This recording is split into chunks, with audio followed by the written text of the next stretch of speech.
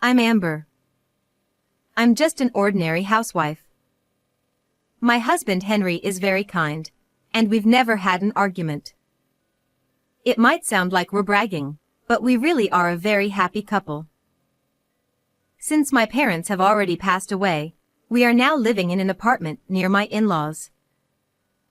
The reason is quite simple, in case when we have children or something happens, and in the future when my in-laws might need care, it's a mutually beneficial arrangement, so I agreed to live here. However, every time I met my in-laws and had a meal with them, I inexplicably started feeling unwell, experiencing stomach aches and such. I refrained from eating at my in-laws' house for a while, but one day, I had a situation where I couldn't refuse, so I decided to visit them. But then, the unexpected happened there, leaving us utterly shocked. Furthermore, it was revealed that my mother-in-law had been doing something outrageous behind our back, leading to a sudden turn of events regarding the mysterious health issues I had been experiencing. This is a story from before I started experiencing health issues. Actually, my husband and I never had a wedding ceremony. I'm not particularly fond of being in the spotlight, and we both thought it would be better to spend the money on travel and hobbies instead of a wedding ceremony. My mother-in-law, knowing we didn't have a wedding ceremony, suggested we at least have a meal together. Apparently, she runs a free cooking class as a hobby, and she's quite skilled at it. So, she was eager to treat me, her new daughter-in-law, to her homemade dishes. I didn't have any reason to refuse, and I was actually delighted that she made such a proposal. So, my husband and I went to my in-laws' house, and there, I couldn't shake the feeling that I wasn't really welcome. Although she verbally welcomed me with phrases like "welcome," "please come in," her eyes didn't reflect any warmth or hospitality. Of course, she was genuinely happy when talking to her son, my husband, but she couldn't hide her coldness towards me. Despite my inner turmoil, the dinner began, and my mother-in-law started placing her lavish homemade dishes in front of us. Some of the dishes were so exquisite that you'd find them only in expensive restaurants. I was so captivated by the food that I almost forgot about my mother-in-law's earlier cold attitude. When I expressed my gratitude to my mother-in-law for preparing such wonderful dishes, she smiled happily and told me to eat as much as I wanted. So, maybe I was just under the impression that I wasn't welcome. Thinking that way, I had a really enjoyable time. However, that night, I experienced severe stomach aches. While I was stuck in the bathroom, my strength drained away, and I began to lose consciousness. In the end, I was taken to the nighttime emergency room by my worried husband. It was nighttime, so there were no specialists available, and the exact cause couldn't be determined, but they ruled out food poisoning. Personally, I wondered if it was because I had eaten expired bread in the morning. However, we couldn't find out what the cause was. After receiving intravenous fluids for 2 hours and resting, I gradually started feeling better, so my husband and I returned home and went to bed. Since then, every time I visited my in-laws and had a meal, I suffered from unexplained health issues. When I talked about this with a friend I hadn't seen in a while during lunch, she said that visiting in-laws could stress me out. She had actually experienced health issues due to bullying from her mother-in-law, and her symptoms improved after moving to an apartment further away from her in-laws.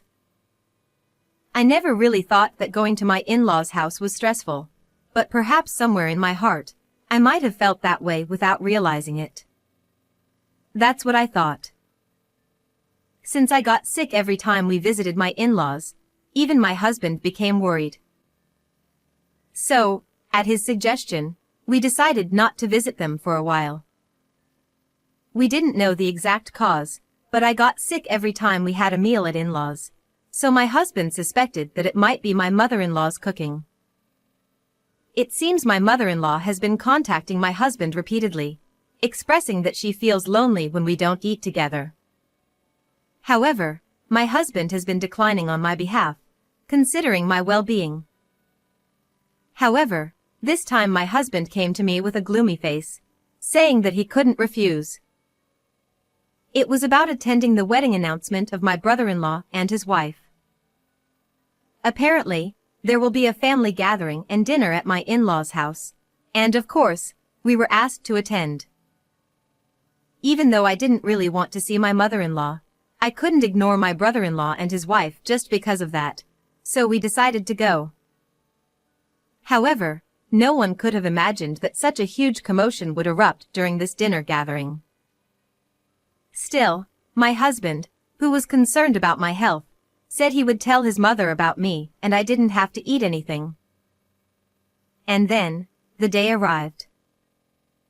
My mother-in-law, as usual, greeted my husband with a smile, but I felt that her attitude towards me was even colder than before. When we were shown into the room, my brother-in-law and his wife were already there, chatting with my father-in-law. As my mother-in-law continued to serve her homemade dishes one after another, they looked as beautiful as ever and made you drool. No matter how many times I thought about it, I just couldn't figure out why I would get sick after eating such delicious-looking food. As soon as we sat down, my mother-in-law immediately urged me to eat. My husband quickly stepped in, saying, "Amber isn't feeling very well today." However, this didn't matter to my mother-in-law at all. She handed me a small plate of food and stared at me with a silent smile, as if saying, "You can eat at least this much, right?" I felt torn and didn't know what to do. Upon hearing my husband's comment, "Amber, thank you for coming even though you're not feeling well. We just wanted to say hello today, so if you start feeling unwell, please feel free to go home and rest." he was trying to protect me. It seemed my husband told my brother-in-law and his wife they were aware of the situation, so they were on my side. With both of her sons advocating for me, my mother-in-law decided not to insist on me eating the food right away. "Well then, I'll pack some in a container for you. You can eat it later, and let me know what you think." I was wondering why she wanted me to eat her food so much, but I figured I could always make excuses later, so I just nodded. Then, as my mother-in-law got up to fetch the container, there was a loud crash from the kitchen. All of us turned our attention to the kitchen and there was my father-in-law clutching his stomach in pain. He hadn't even touched the food yet, so we didn't know what had caused it. In a panic, my mother-in-law rushed to support my father-in-law and asked him what was wrong. "My stomach. It hurts so much. I just ate some food in the kitchen before everyone arrived." With that, he collapsed. "No way. That was meant for Amber. But this isn't the time to worry about that. We need an ambulance." She frantically called for an ambulance, and then accompanied my father-in-law to the hospital. Left behind, we could only stand there in shock for a while, but one thing my mother-in-law said stuck with me. My father-in-law had eaten something that had been set aside specifically for me and then complained of severe stomach pain. This meant that there was some kind of secret hidden in that food. I got curious and then I stepped into the kitchen, a place my mother-in-law never allowed me to enter. What I saw there left me speechless. Finally, the cause of my unexplained health issues and my father-in-law's collapse became clear. I couldn't believe someone would do such a thing. Well, I won't go easy on her anymore. I'm ready. We each drove our own car to the hospital where my father-in-law was taken. After completing the check-in process, we headed straight to the hospital room, where we could hear voices from inside. One was my mother-in-law's, and the other was probably a male doctor. It sounded like my mother-in-law was being questioned about what had happened and why my father-in-law had collapsed like that. I've already said I don't know anything. We were just having a meal together when he suddenly collapsed. Are you sure? Whether it's spoiled food or expired items. Anything you can think of. I've already told you, I don't know anything. Even when questioned by the doctor, my mother-in-law continued to insist that she didn't know anything. I took a deep breath and knocked on the door of the private room. My mother-in-law hurriedly came out, and as soon as she saw my face, she stammered, Oh, Amber, Henry. You're here. Dad will be fine, so why don't you go back home and have dinner? She seemed a bit flustered, so I grabbed the closing door and said with a smile, No, I have something to talk to you about. Behind me, there was my husband putting silent pressure on her, and my brother-in-law and his wife looking at her with scornful eyes, so she couldn't refuse outright. Fine. She reluctantly let us in. It seems that my father-in-law's condition has stabilized somewhat, as his complexion has improved, but the cause of his collapse is still unknown. The doctor told us, after arriving at the hospital, he was conscious for a while and went to the bathroom several times, but then he became severely dehydrated and lost consciousness completely. Well, you know, he's getting older, and he's been drinking nothing but beer lately. She tried to brush it off with a forced laugh. However, she realized that she couldn't deceive neither the doctor nor us, and fell silent, perhaps not to give herself away. Then, I looked straight into my mother-in-law's eyes and pulled something out of my bag, pointing it at her. When she saw it, her eyes widened, and she broke out in a cold sweat, and was clearly shaken. This is a laxative, isn't it? There were traces of it in powdered form. Can you explain? I said coldly, but my mother-in-law remained silent. Upon seeing it, the doctor said with a start, Ah, I see. It's quite common to suspect laxatives as the cause of continued diarrhea when it's not food poisoning or anything else. Then they did further examinations and it was indeed confirmed that my father-in-law had ingested a large amount of laxatives. This caused his intestines to become hypersensitive, leading to frequent diarrhea and abdominal pain. This ultimately led to dehydration, as diagnosed by the doctors. No, it's not like that. At first, I thought it would be great if she just suffered a little. But you, Amber, were so calm about it, so I gradually increased the amount. She finally confessed with no way to escape the situation. The reason for such an action was simple. She felt that I had taken her beloved eldest son away from her. So, what started as a malicious act of mixing a small amount of laxative gradually escalated, and she ended up adding a quantity that caused my father-in-law to collapse. I was appalled, but I said to my mother-in-law, "What you did is beyond comprehension. You have serious issues as a person. Do you know how many times I had to go to the hospital for 4 drips because of what you did? And yet, I can't understand why you would even think to mix such a dangerously large amount." Unable to retort, my mother-in-law hung her head in frustration. And then, the barrage of criticism continued against her. Mom, this is terrible. Amber happened to be tolerant of it and nothing serious hasn't happened to her yet. But what you're doing is no different from being a criminal. After my husband said that, I can't believe it, but were you planning to do the same to Jessica? It's terrifying to even think about. my brother-in-law said this while glaring at my mother-in-law and putting his arm around his wife's shoulder. Then the doctor added, You must not use medication inappropriately. As your son said, your daughter-in-law happened to have a mild reaction, but it seems your husband doesn't have much tolerance for laxatives, which is why he had such a severe reaction this time. Shut up. Because. 11 though my mother-in-law was a grown woman. She cried like a child. Then, we heard a voice coming from another direction. You. How could you do such a cruel thing? I turned towards the source of the voice and saw my father-in-law, who had regained consciousness, looking at us and speaking. Mother-in-law, with tears in her eyes, took my father-in-law's hand. I'm sorry. I never meant to harm you. But my father-in-law forcefully pushed her hand away. My mother-in-law froze, unable to accept what had just happened.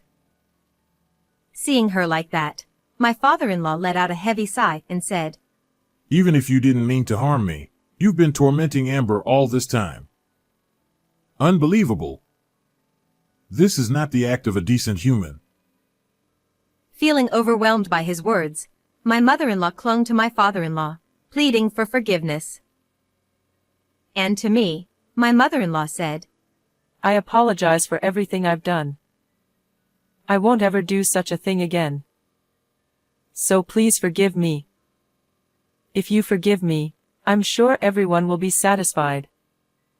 Right. I couldn't help but smirk, thinking that this was probably just an act, and she wasn't truly reflecting on her actions. Haha. What are you saying now? I can't forgive you. Do you have any idea? I said, and then my husband stood beside me and continued. Mom, stay away from Amber. Anyone who hurts my beloved wife isn't family to me. Henry. Rejected by her beloved son, my mother-in-law collapsed to her knees. Seeing this, my brother-in-law nodded in agreement. I don't want to be with someone who might harm Jessica either. From now on, I won't have anything to do with Mom. Realizing that her ugly jealousy had caused this situation, my mother-in-law kept crying and begging for forgiveness. However, no one said a word. We all just stood there, silently looking down at her. Thinking she could only rely on her husband now, my mother-in-law, seemingly forgetting that he had just pushed her away, cried out to him. Honey. You won't abandon your wife, will you? But my father-in-law, with a firm voice, shouted. No, I'm divorcing someone who would do such a thing. Hearing this, my mother-in-law was utterly shocked. It's time to go home. Dad, please get some more rest. We all nodded at my husband's words, said our goodbyes to my father-in-law, and left the room. While waiting for my husband to bring the car around to the entrance, I saw my mother-in-law running towards me, out of breath as if she had chased after me. Amber. Please, forgive me. I'm begging you. Seeing my mother-in-law's tear and snot-covered face, I responded, There's no reason for me to stay with someone who puts my life at risk. If I were to forgive you now, it wouldn't do you any good. At that moment, my husband pulled up in the car, so I got in and said, We won't meet again. Take care. With that cold farewell, my mother-in-law looked into the distance, tears streaming down her face, muttering something as she gazed up at the sky. Afterward, as promised, my father-in-law divorced my mother-in-law and moved out, and both my husband and brother-in-law cut ties with her. Until then, my father-in-law had been the one listed on the apartment lease and had been paying the rent, but now that he's gone, my mother-in-law has to pay the rent herself. However, as a homemaker who didn't know how to earn a living, my mother-in-law managed to make ends meet initially with some portion of the property settlement, but it quickly fell apart. She tried to monetize her cooking classes by reaching out to various people, but the recent scandal became gossip, and she lost all her students. Ultimately, unable to pay the rent, my mother-in-law was evicted from her home. It was then that she finally realized the severity of her situation and began to look for a job. However, without a place to live, finding a job proved to be quite challenging. Currently, she is said to be living on the streets, It's a perfect example of karma, isn't it? As for us, I was relieved from the unexplained health issues and immediately afterward, I found out I was pregnant. Actually, my husband and my father-in-law still have been in regular contact since he left the house, so when he found out about my pregnancy, he was even more delighted than us, the parents-to-be. He eagerly awaited his first grandchild, and even before the baby was born, he helped prepare baby supplies and purchased expensive baby gear like strollers and car seats, which has been a huge help. And once the baby was born, he turned into a complete doting grandparent. I always thought of him as quiet because he didn't talk much, but it turns out he's quite mischievous and fun-loving. It's delightful to discover this side of him that we didn't know before. At my brother-in-law's place, twins were born, making our lives even more lively. We're really looking forward to this new chapter. Well then, everyone. Goodbye.